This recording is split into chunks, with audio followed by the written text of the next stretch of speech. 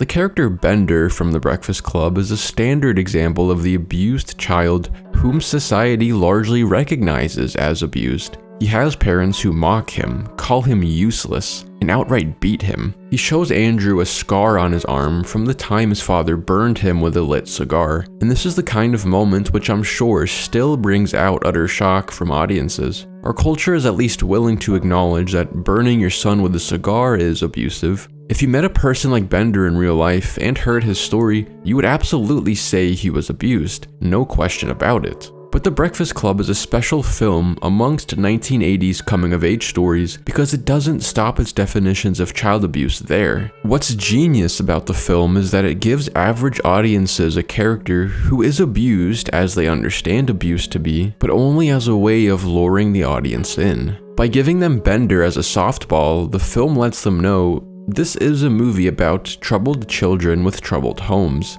And audiences might expect to hear similar such stories from the other kids. But Bender, at the end of the day, is the only one among them who was explicitly beaten and tortured. Now, as I said, our society's definitions of child abuse don't exactly extend beyond cases like Bender's, but The Breakfast Club pushed the boundaries of what society was willing to label abuse. Yes, it does include an example that everyone universally can agree is abuse, but Bender, despite having seemingly the most horrid home life, is actually far from the worst case among them.